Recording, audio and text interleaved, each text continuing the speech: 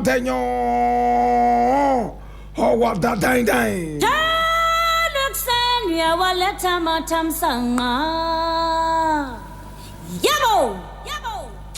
Now, my brother, my sister, this is our daily editorial. It's called The Voice of the Patriot, where we speak truth to power.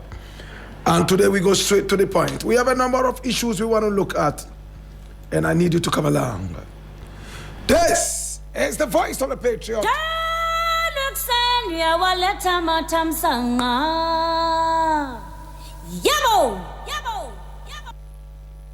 Now, the very first story we are looking at today is most interesting. And I need you to come along whilst we look at this story. I'm reading this from my Joy Online. And it says, refund 113 million Ghana cedis collected from unsuccessful applicants. Ntim Fordjour to Interior Ministry. And I read, now the minority in Parliament has called on the Ministry of the Interior, Ghana, to refund about 113 million Ghana cedis collected from applicants who were unsuccessful in the ongoing recruitment exercise into the country's security services. Now the demand follows a disclosure by the Minister for Interior, Mubarak Mohammed Muntaka, that more than 105,000 applicants have progressed to the medical stage of the process, although only 5,000 positions were ultimately available for enlistment. Now, the minister also revealed that close to 500,000 individuals submitted applications across the various security agencies. Now, addressing journalists on Thursday, the 12th of March, that's today, the ranking member on Parliament's Defense and Interior Committee, Ntim Fordjour, criticized the recruitment exercise, accusing the government of taking advantage of job seekers and worsening the country's unemployment challenges. Reverend Ntim Fordjour alleged that authorities deliberately expanded the age limit for applicants from 25 to 35 years, creating the impression that more opportunities were available despite the limited number of vacancies. You promised them jobs without attaching clear conditions, and then you politically expanded the age limit from 25 to 35, creating the impression that there was more room and access to opportunities, he said.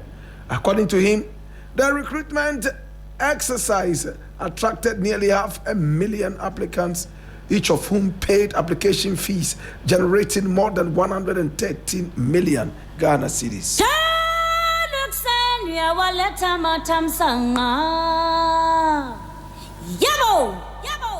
I don't like it when people politrick like this. And Ntim Fordjour knows that what he's saying does not make sense. Ntim Fordjour knows that what he's saying is pure politics. Yet, to score dirty political points, they will still gather news people and spew this gibberish to them, or better still, at them. My brother, you go to the American embassy and then you apply for a visa. If you don't get the visa, do they return the money to you? Look, the American embassy has a quota of visas that they give out to applicants.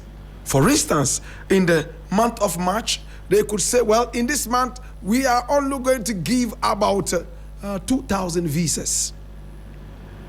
They have their country, and they know how many people they can contain at a time. But this is not announced to the public. That, oh, this month we are giving only 2,000 visas. It's open. If 6 million people want to apply, they apply for the 2,000 spaces. It's a competition. Who is the fittest? When you go in there and qualify, you are all smiles. And if you don't get the visa, you are sad. Do you ever ask for a refund? Let's be serious. Let us be serious. And I think Ntim Fordjour should stop the joke and be serious. I don't like this. Why? The country says, listen, we are enlisting people into the security forces.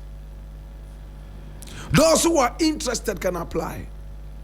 It's between age 25 and 35. If you're outside that age group, please don't apply. If 1 trillion people decide to apply, is it the fault of the Interior Ministry that it has only this number of vacancies and 1 million people, 1 trillion people have applied? Ntim Fordjour says no. They have tricked the people and they have paid money, and once they didn't qualify, their money should be given back to them. What kind of English is that? Or is it gibberish? And this is supposed to be a reverend minister. But I think his politics has taken over his reverend ministership. And I'm sad to say that. What is the sense in this thing that Ntim Fordjour is saying? My brother, when people are even applying to enter universities, is it all of them that are picked up and admitted? A big chunk of them are pushed away. Do they ever get any refund? Tell me. Maybe you got a refund. I never got any refund. Luckily, I was never rejected. Let's be serious. In fact, the NPP is in a hurry to find something bitter to throw into the tea of the NDC. And they seem to be so desperate at it. And it's not working. It's a shame. The more you do that, the more people have a strong aversion for your political party, dirty as it is. And he organized a press conference over this nonsense, my brother. And people went there. I'm sure at the end of the day, they gave them solely. Everybody take 1,000 cedis, 500 cedis, whatever it is. They give to journalists. And my brother, this is what he's saying. Over 500,000 people applied. And there were only vacancies for this number of people. For that matter, those who couldn't make it, please refund their money to them. On what planet does this happen? My brother, if I go out and I date 5 girls, at the end of the day, there's only vacancy for 1 girl. The 4 other girls, do they have the right to come over to me and say, for wasting our time, please compensate us? Where does this happen? On Mars or Jupiter? I'm just dating. You understand? It's just a date. We are going out trying to get to know each other. Or what are his temperaments like? What does he like to eat? What doesn't he like to eat? When he gets angry, what does he do? You understand? That is why we date, to get to know each other. There's no promise that you are going to be married once you start dating. Sometimes even in the middle of the date, the lady decides that, no, this is not what I actually bargained for in a husband. Therefore, I pull back.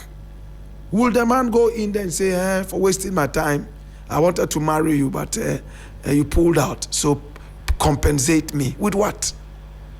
With what? Oh, Ntim Fordjour, please, don't be doing this. They are trying so desperately to smear the Mahama government with debt. But my brother, it is not working. Mahama has warned his appointees already.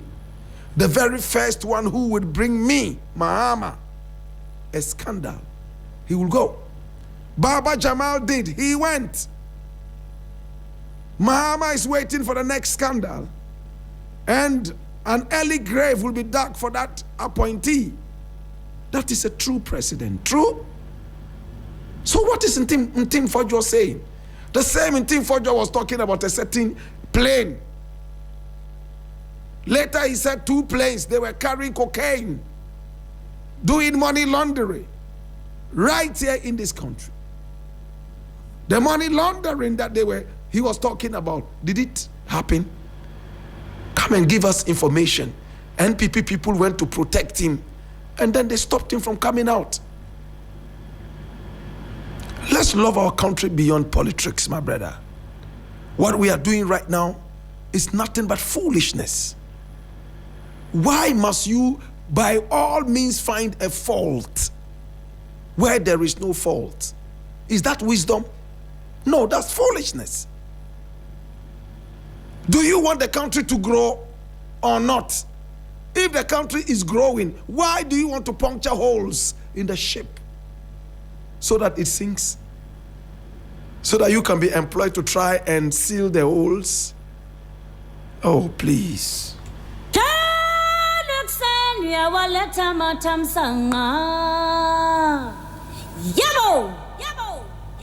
My brother, my sister, interesting things are happening. My brother, my sister, and I need us to talk. Hey. Our country or nothing. Ish. Hey. I need you to come around so that we can look at this interesting thing. Hey. So this is from Ghana Web, and it says, I only wanted him punished, not jailed 6 years. Pregnant wife regrets reporting abusive husband. Let's get the details. A pregnant woman, Priscilla Saki, from the Ashanti region, is pleading with authorities to release her husband, 33-year-old Eric J., who is serving a 6-year jail term at Kumasi Central Prison for abusing her in their marital home. Now, the couple has 2 children together. Priscilla explained that she only reported her husband to the police, hoping he would be punished and reformed and not jailed for such a long period. She believes she has now changed. He has now changed and deserves forgiveness. I pleaded with the court to forgive him because I believed he would change, but the judge didn't accept.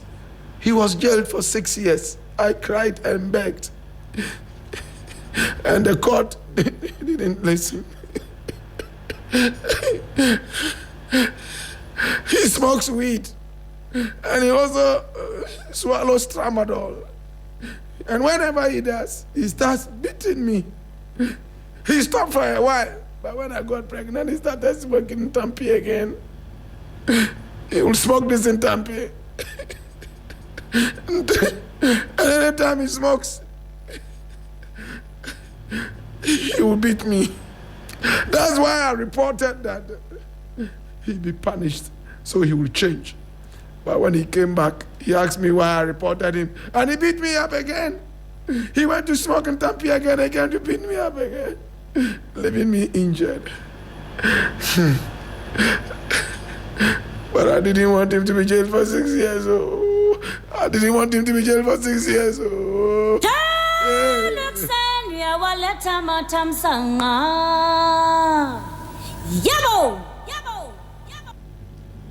This is the story of Priscilla. She has 2 children with her husband. The 3rd one is in the belly, getting ready to come out. But the husband smokes weed, Ntampi, Bekwi, Taba. And then he also swallows tramadol once in a while. So when he swallows the tramadol, he can stand at one place for 6 hours, as if he's dreaming. And when he adds the Ntampi to it, he's on a different level. But what didn't get published is this. When Erica J smokes Ntampe, he beats his wife. But after beating the wife, they go to bed, or krokrono. Then she would allow that Ntampe would give the young man energy to pound his wife hard for a long period. So apart from the beating, she would have wished that the man would just continue taking the Ntampe for the bedmatics. But no, the bedmatics will come with the beating.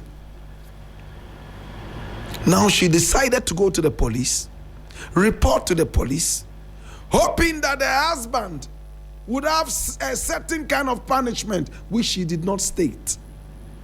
But she forgot that we have laws in the country. If you go and tell the police that your husband has been smoking Ntampe, and you direct them to your house and they find Ntampe on the man, that one is already 15 years or 25 years. He's been taking tramadol, which is quite illegal. That is another one. And then abuse, that's another one. You are lucky he didn't get 30 years in jail. 30 for Ntampe. You know it's illegal. So if you have Ntampe in your pocket and your wife goes to call the police, they be Oshe. Oshe so abebume. Obumi we are not krokromi. The last part, she won't add that. My brother. And police people say, okay, yanko court here. Court says 6 years. Now the woman is crying. Who is going to take care of the pregnant woman? Who is going to take care of the 2 children? How about the 3rd child that is coming? Who is going to pay the hospital bills? In fact, has she tried to swallow something that is too big for her mouth? Now the man is in jail. Family members are not supporting her in her pregnancy. She's more traumatized than before. She wished that the husband would be there, still beating her up. But she will still get the chop money and the medical bills being paid. Now, medical bills are not being paid. The husband is not there, the bed is too cold. Now she's pregnant. Probably she needs some watering of the garden. Because when you are pregnant, you know that you need the garden to be watered, okay? So that the baby can come out cool and good. And who is going to water this garden? And if the garden is not being watered, and then the soil becomes so hard, it is hard to loosen. And to loosen is so hard. Doctors have always said and recommended that this garden should be watered. My brother, my sister, did the justice system look at the predicament of the woman beyond just the beating? Beyond just the abuse? Did the justice system look at how this woman would be able to withstand the absence of her husband? If this was another country, the state will take care of this woman and the 2 children till she gives birth. They will take care of her till after 6 years. When the young man comes out after reformation. But can we put a finger and say, oh, our prison system actually reforms people? Does it deteriorate people? Does it deteriorate people? Does it make them worse off? I think it does. Today, Erica J is in jail. The lady went to court begging and crying. She thought that it was a family sitting where you could go to abusuapanyi and say, abusuapanyi, me ana media asem no ba ye, me ana me se me na me de me ho na me se asem no mo ma no nka there be court in Kasa. So he's in jail. 6 years. Is this marriage not finished? Is the marriage not done? Will Erica J come out of jail and say, oh, you know, I still love my wife. I made a mistake. The weed was too much. Oh my God. And the tramadol was too much. Please, I still love my wife. I miss my wife. Even if he does that, family would disown him. True? Family would call him names. The African society that I know has the justice system meted out justice? Has the justice system looked beyond the abuse? Could the justice system have done something better or different? Today, my brother, my sister, as we speak, Priscilla is crying. This can make her have a miscarriage. You know that, right? If she's so traumatized, trauma can cause miscarriage. I am not endorsing abuse, but I'm asking, could the justice system have looked beyond what would happen after the abuse? And I think that much as abuse is very, very terrible and bad, no man deserves to go to jail and leave his family to the wolves and leopards of the society, the vagaries of the weather, without any protection. For that matter, no man should raise a hand on a woman. For me, I've always known that it's only weak men who do that. A real man never touches a woman. Which part of the woman can you beat? You love a face. When you see a face, you love it. Oh, beautiful face. Oh, nice notes. Oh, beautiful. Oh, nice lips. Then you raise your hand and slap those lips. Raise your hand and slap that nose. Why, you want to destroy the beauty? Eh? She cooks for you, brings the food, puts that in front of you. Sometimes she will sit by you, start a conversation so that you can wind down and eat good. I know there are some bad women out there as well. Very bad women. We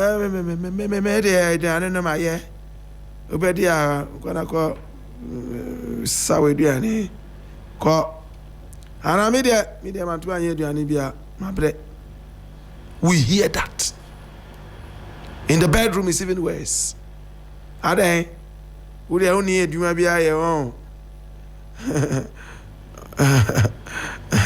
who friends here, how many Juman is Cabba Vienna, the Woody Pine Pine, Quana only me, Pine Pine, Usoria Pine Pine, Anka Pine Pine, Skanka, we are Dangote.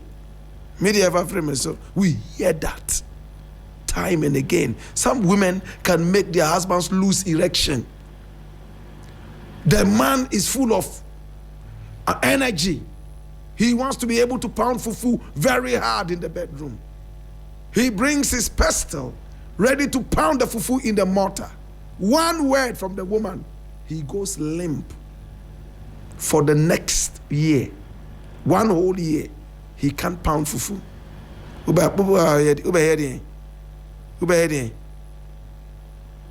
Me, wait. Now, one word from the woman, and that's it.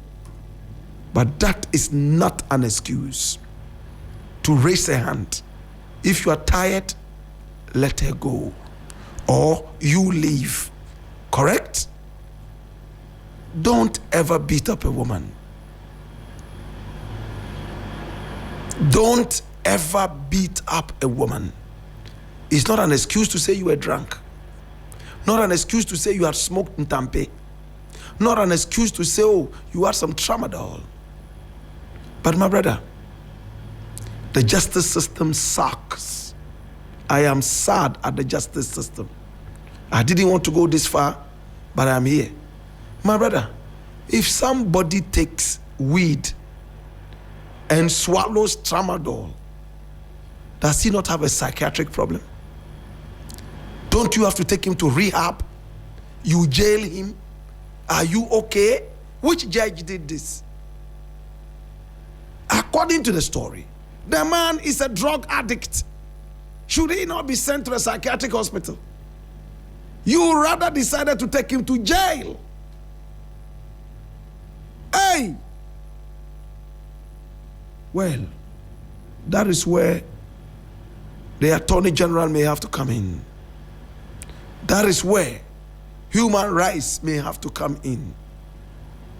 Drug addicts are not jail materials.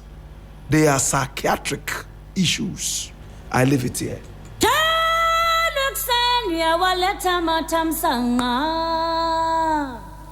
Yabo!